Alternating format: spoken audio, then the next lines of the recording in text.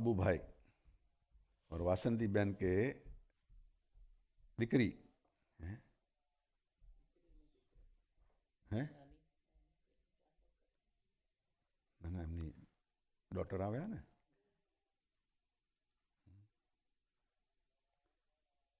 એટલે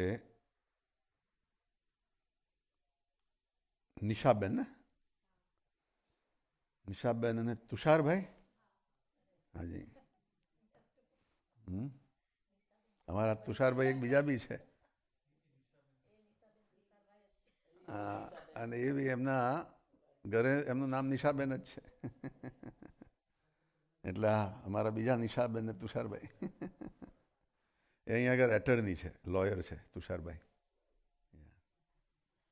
સરસ સરસ અને એમની દીકરી જાહ્નવી અને મંત્ર એમનો દીકરો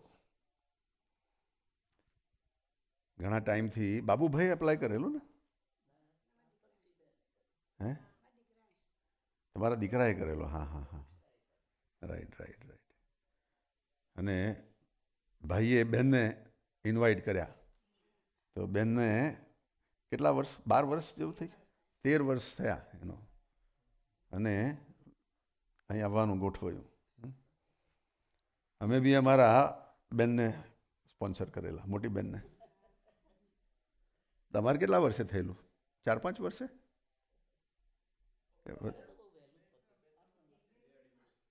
બે અઢી વર્ષમાં થયેલું નહીં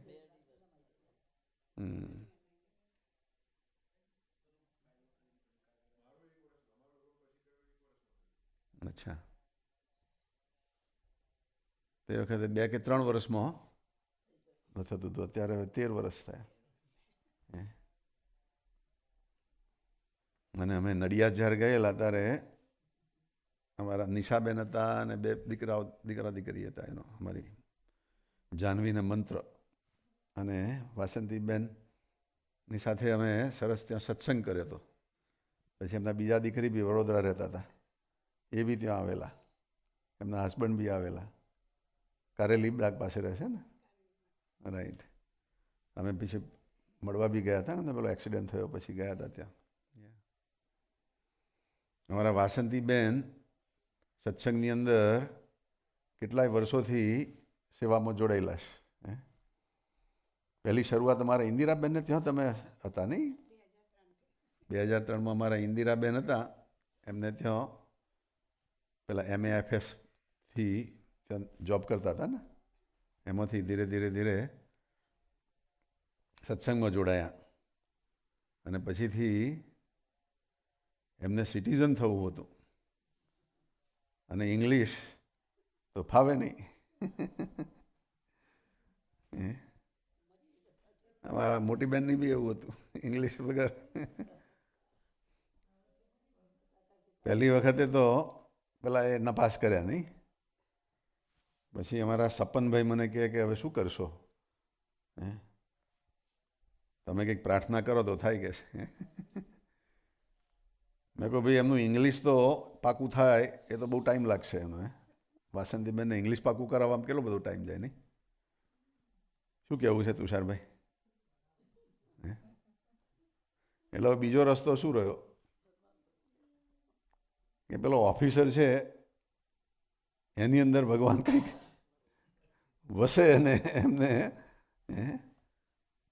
હા પાડીને પાસ કરી દે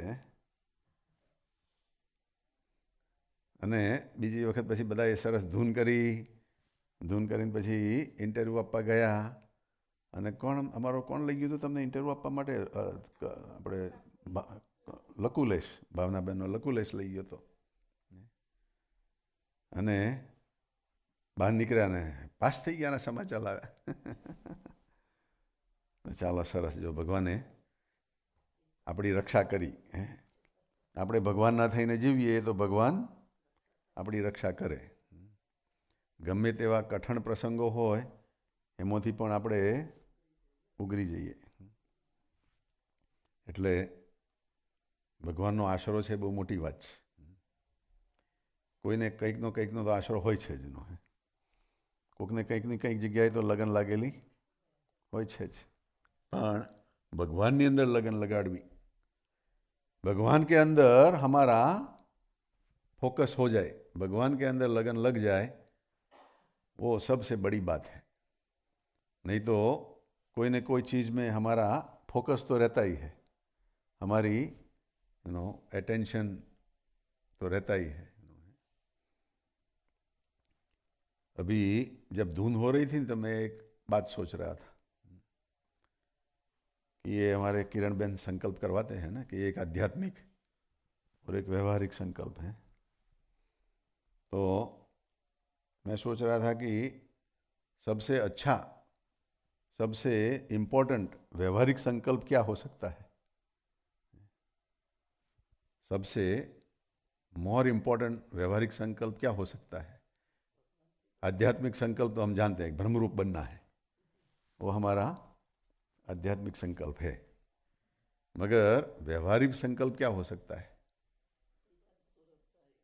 तो मैंने सोचते सोचते सोचते ऐसा सोचा कि जब से पैदा हुआ तब से जो व्यवहारिक चीज चल रही है वो ही व्यवहारिक संकल्प होना चाहिए। जब से हम पैदा हुए तब से कौन सा सबसे बड़ा हमारा व्यवहारिक संकल्प हो सकता है। From the day we were born, which one is the first संकल्प?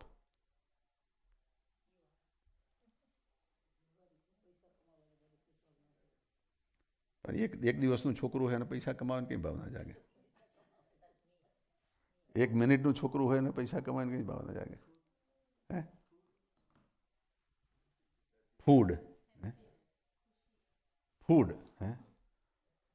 ફૂડ વગર કેટલું ચાલે? અને ફૂડમાં બી એને તો કેવું ફૂડ હોય, સોલિડ કે લિક્વિડ? લિક્વિડ ફૂડ હોય ને, માનું દૂધ. એટલે એક સંકલ્પ કે ફૂડ જોઈએ, પણ ફૂડ ના મળે તો બી કલાક અડધો કલાક તો ચલાવી લે. પણ એવી કઈ વસ્તુ છે કે જેના વગર ના ચાલે? રાઈટ, શ્વાસ. શરૂઆતમાં the day we are born we are breathing and the last breath is the way we die. Right, છેલ્લો શ્વાસ એ બી છેલ્લો સંકલ્પ છે ભાઈ એનો. એટલે એ મહારાજ અમારું શ્વાસોશ્વાસ બરોબર ચલાવજો. એની અંદર પ્રાણવાયુ પૂરતા રહેજો એનો. એર, રાઈટ, એરની અંદર બી ઓક્સિજન એનો. The oxygen is the vital force of our life. એટલા માટે એને પ્રાણવાયુ કહે. It is the very important vital and without that very difficult to survive. So, just like air, oxygen is very important in our life, we have to have the Gunatit saints and this satsang also very important in our life. जो સ્વામિનારાયણ ભગવાને પણ સત્સંગ વિશે એવું જ વાત કરેલી છે કે જો સત્સંગ એને પ્રધાન થઈ જાય, ઇફ સત્સંગ becomes the priority in life, then everything is achieved. બધું જ મળી જાય. એટલે સત્સંગને આપણે પ્રધાન કરવો એ આપણો ગોલ રહે. પણ આજે સ્વામીની વાતમાં સ્વામી એક સરસ નિર્દેશ કર્યો છે. હમણાં I am listening to Bhaja Govindam cassette of that Hariswarupdas Swami. And એમાં 5મો કંઈક શ્લોક એમણે ચાલુ કર્યો છે એનો, શંકરાચાર્યનો આદેશ, એનો 5મો શ્લોક છે. અને એની અંદર પહેલાં શરૂઆતના બીજો, ત્રીજો અને ચોથો શ્લોક છે એ ધનને વિશે કહેલો છે, ધનની આસક્તિ તોડવાનો. અને એના પછીનો શ્લોક છે એ સ્ત્રીની આસક્તિ તોડવાનો શ્લોક છે. સ્વામિનારાયણ ભગવાને જે કહ્યું છે ધન અને સ્ત્રી છોડવાનું. એ જ શંકરાચાર્યએ બી કહ્યું છે અને બીજા બધા વડીલ સંતો, સંત પુરુષો, બડા પુરુષોએ એ બધાએ બી એ કહેલું છે. But the Swami is explaining in very nice practical way, Hari Swarup Swami, that he has very nice, approach, in explaining. So,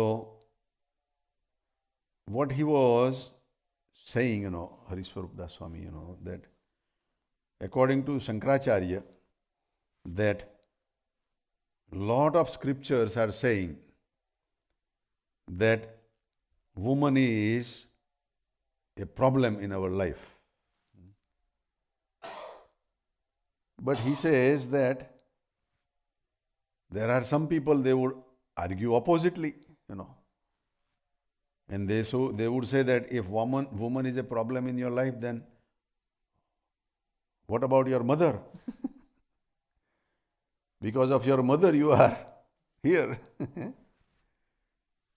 તમારા માં છે તો તમે છો ભાઈ, તો પછી માના વિશે કેવું,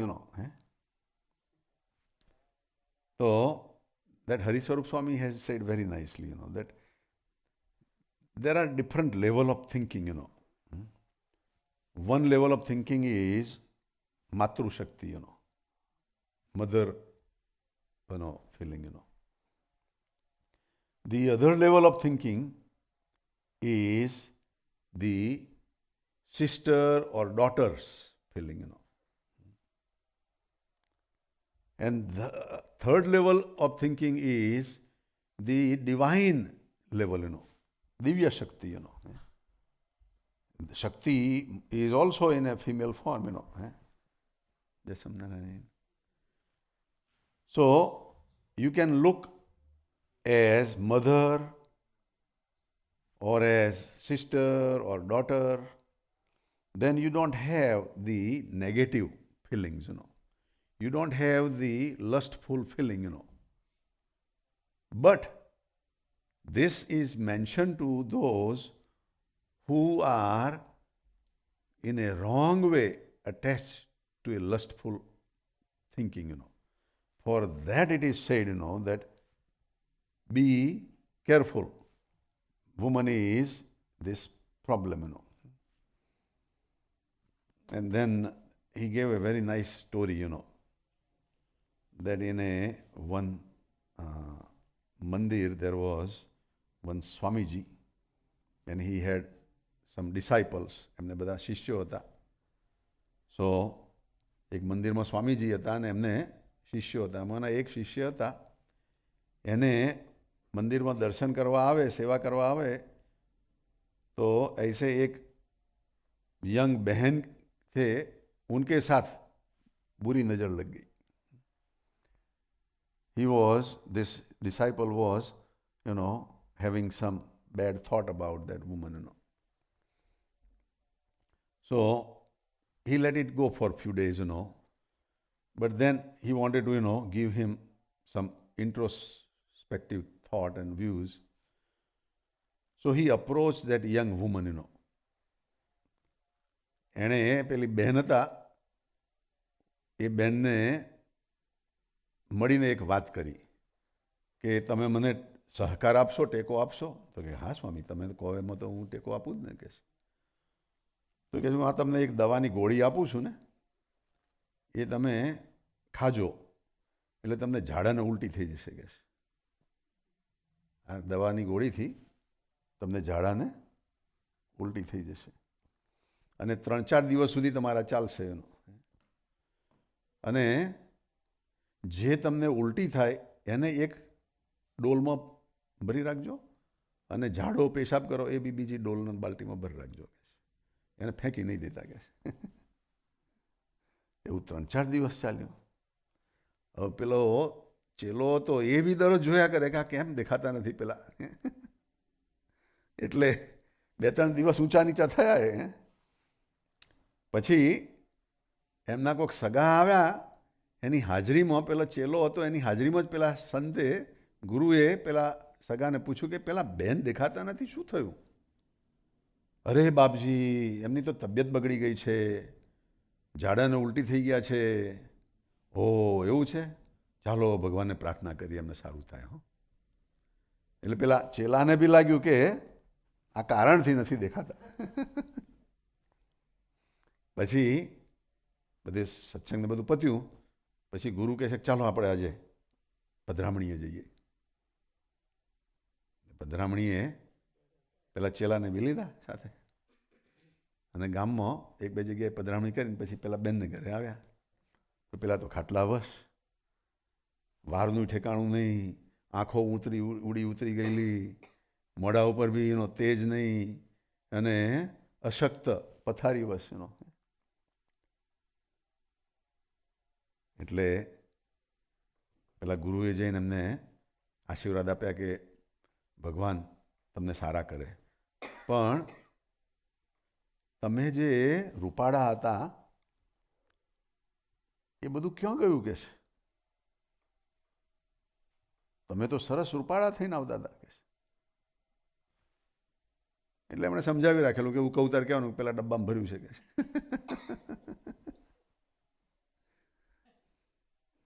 એટલે કે છે પેલા બેન કહે છે કે બાપજી પેલા બે ડબ્બા ને એની અંદર ભરેલું છે કે. હવે ડબ્બા બી ઘરની બહાર મૂકવા પડે ને, ઘરમાં તો રખાય નહીં. समझ में आया? नहीं आया? वो बहन जी को गुरुजी ने बोला था कि आपको मैं दवाई दूंगा, उनसे आपको वॉमिटिंग एंड डिसेंट्री हो जाएगा और आप जो भी डिसेंट्री हो और वॉमिट हो उसको फेंक न देना, डब्बे में भर के रखना. और 2-3 दिन के बाद वो जब उधर नहीं आ सके तो वो गुरु ने उनके कोई संबंधी के हाजिरी में, और वो जो शिष्य था जिसको उसके साथ थोड़ा ऐसा आसक्त हो गया था, उसकी हाजिरी में पूछा कि वो कहाँ गए हैं, वो बहन जी दिखाई नहीं पड़ते. तो संबंधी ने बोला बाप जी वो तो बहुत बीमार हो गए हैं, उनकी तबीयत तो ठीक नहीं है. तो फिर वो गुरुजी कहते चलो हम प्रार्थना करेंगे, अच्छा होगा. वो गोली तो गुरुजी ने ही दी थी उसको, वॉमिट हो जाए, डिसेंट्री हो जाए.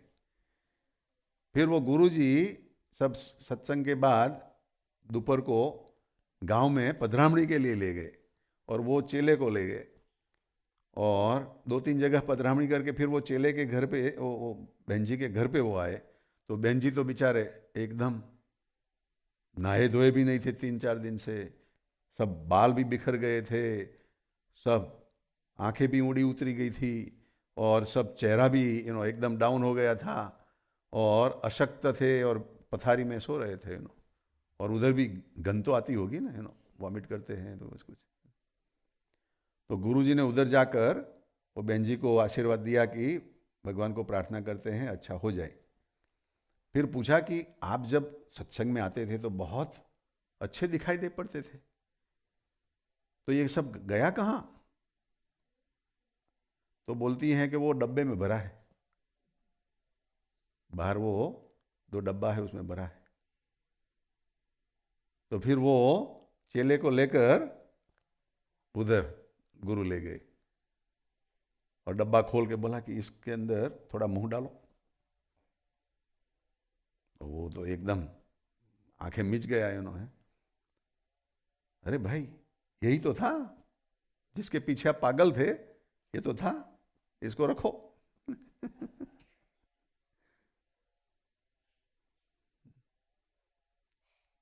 तो फिर वो शिष्य को फिर समझ में आया कि ये जो चीज़ है वो गुरु मेरे भले के लिए मुझे इधर लाए.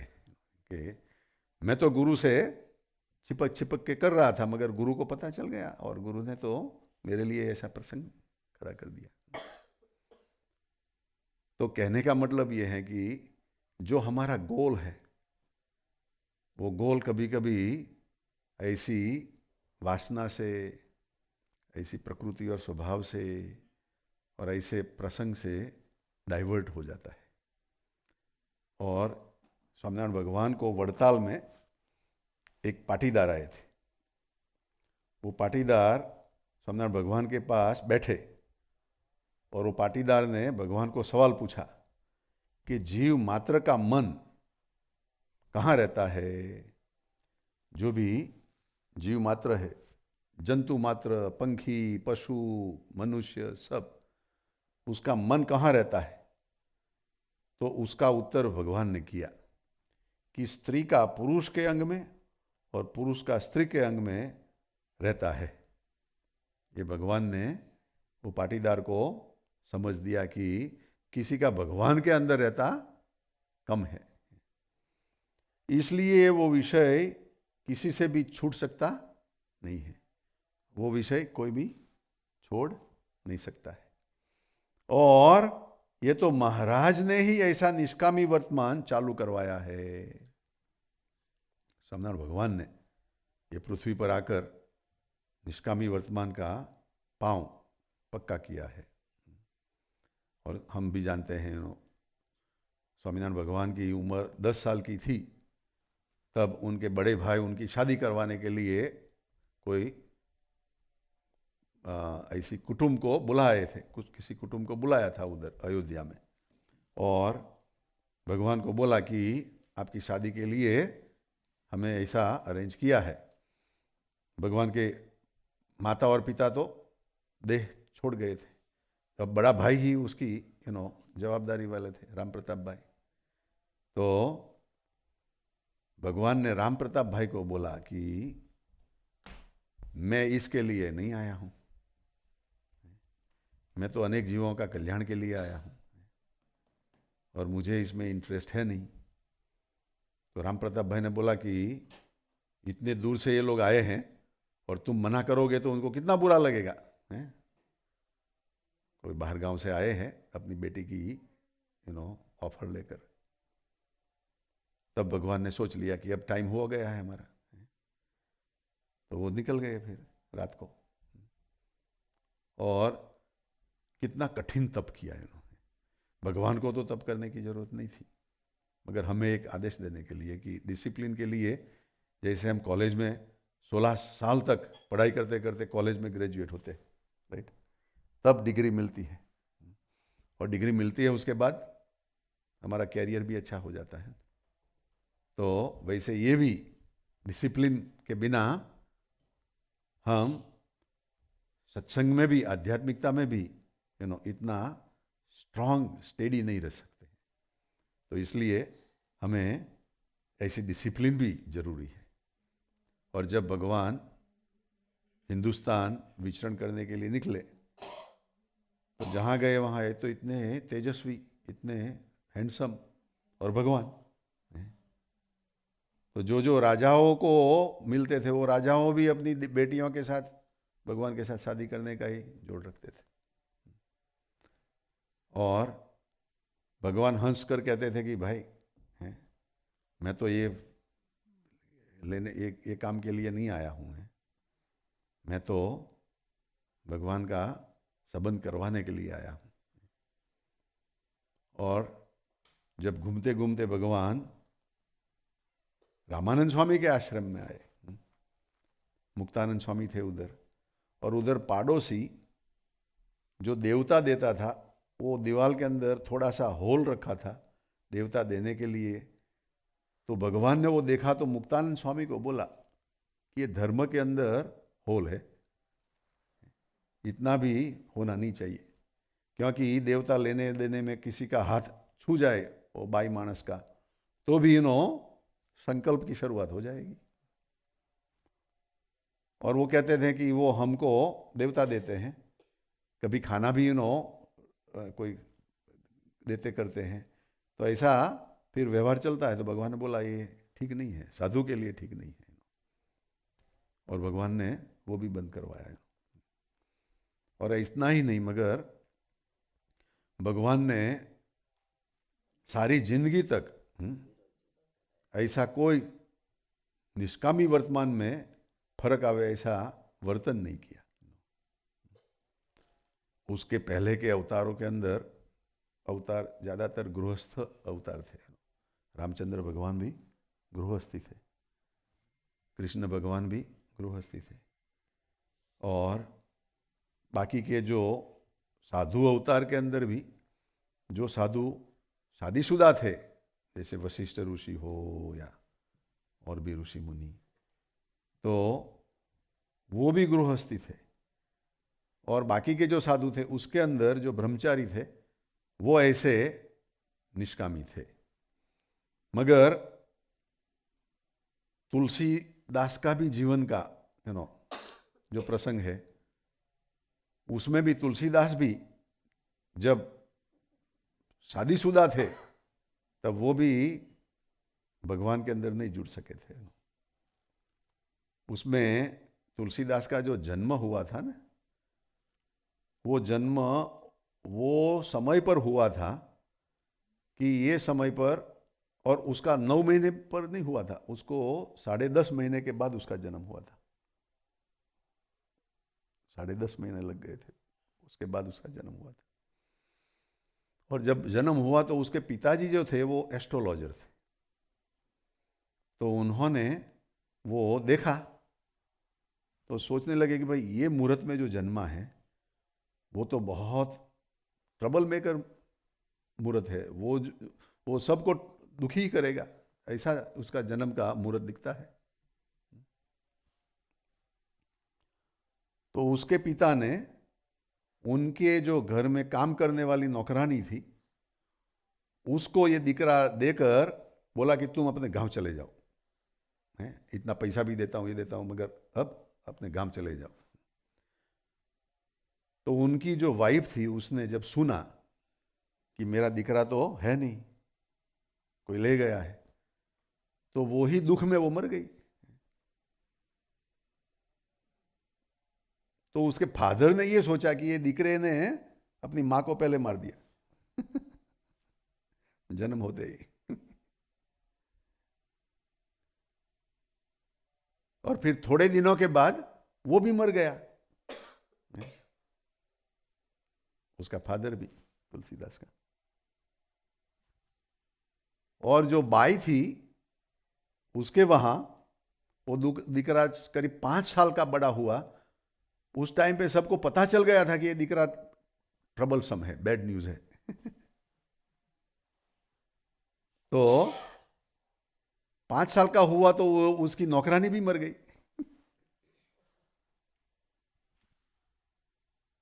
अब वो 5 साल के बेटे को कोई रखने के लिए तैयार नहीं था। Nobody was there to raise that boy. खाने का भी उसको प्रॉब्लम, और दुकान के कोई पटिए पर कोई पगथिया पर सो जाए तो सुबह में वो दुकानदार उसको लाफा मारकर, धक्का मारकर फेंक देते थे कि तू बैड न्यूज है, इधर से भाग जा भाई, हमारी दुकान का धंधा तोड़ देगा तू। सब जगह से वो दुखी दुखी हो गया था। मगर आज तुलसीदास को सब याद करते हैं भाई मगर वो गांव में एक संत रहते थे, बड़े पढ़े लिखे संत रहते थे। उन्होंने ये दिकरे के पास आकर देखा तो बेचारा एकदम भूखा, दुखी दुखी, कोई उसका रखने वाला नहीं है। तो उसको दया आई और वो अपने आश्रम में उसको ले गए और उनको पढ़ाई करवाई। तो पढ़ाई में बड़ा तेज था, फोटोग्राफिक मेमोरी, जो भी पढ़े वो याद रह जाता था। तो करीब वो 25 साल का हुआ तब तक उसको सब शास्त्रों का और सब ग्रंथों का सब का अध्ययन करवा दिया।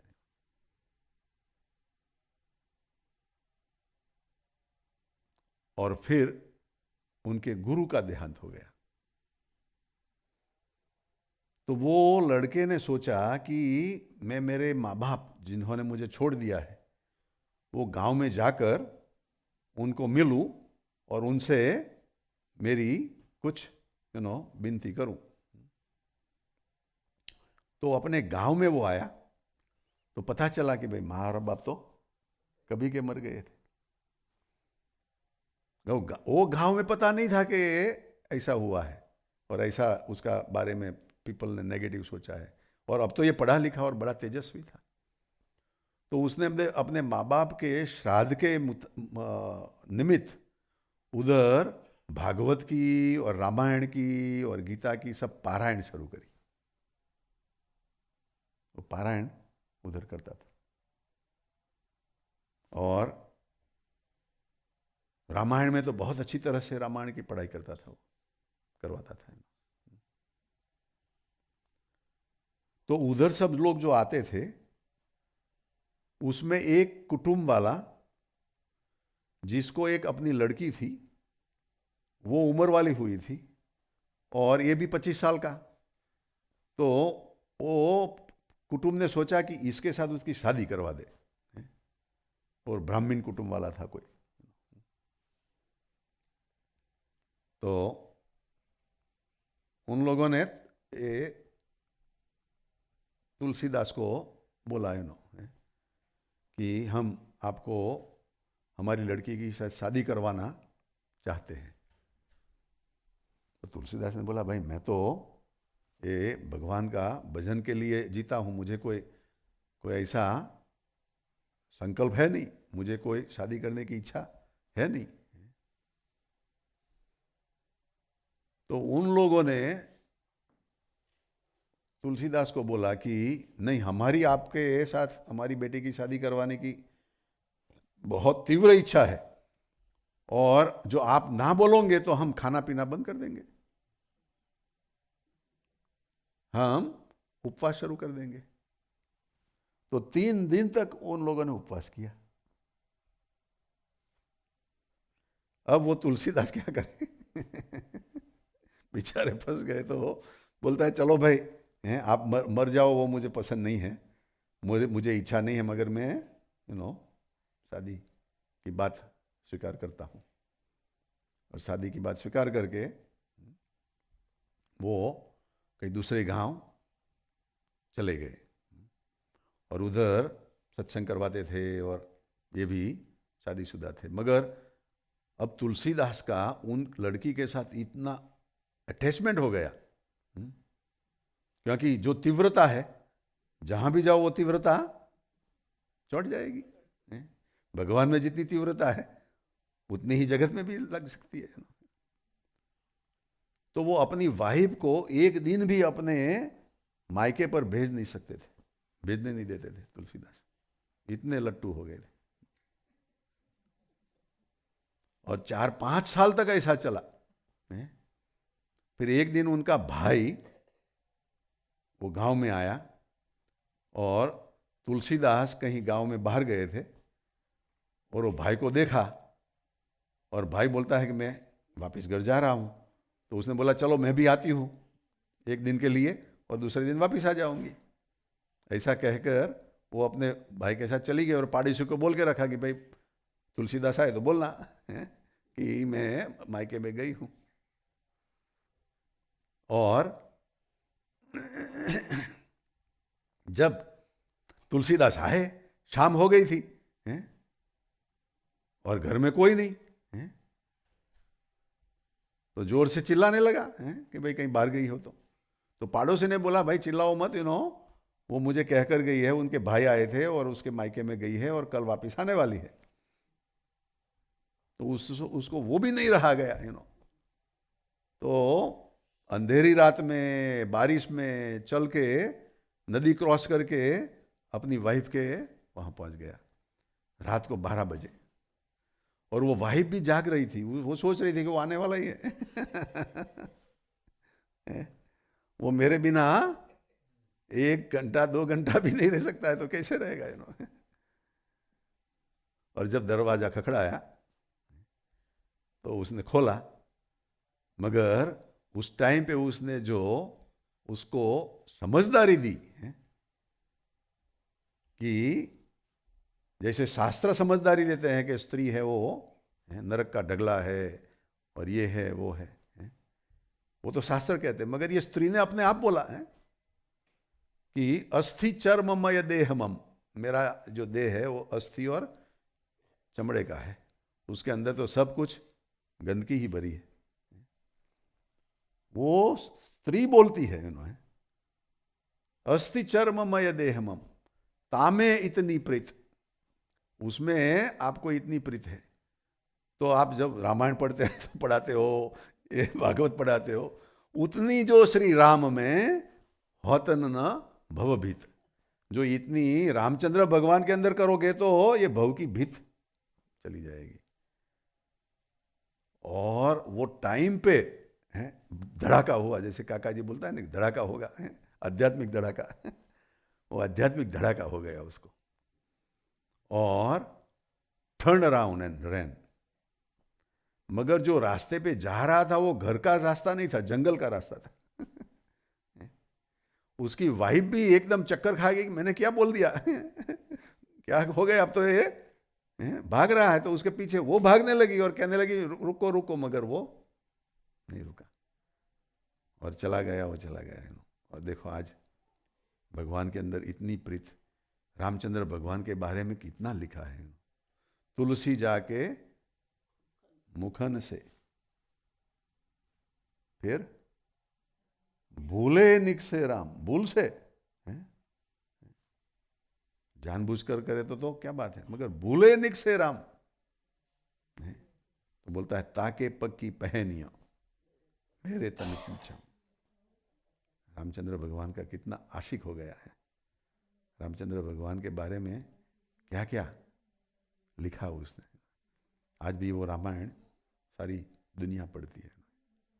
मगर कहने का मतलब भगवान इधर क्या कहते हैं कि जितना जो स्त्री को पुरुष में और पुरुष को स्त्री में नेचुरल अट्रैक्शन है, उतना जो भगवान में लग जाए तो काम हो जाए।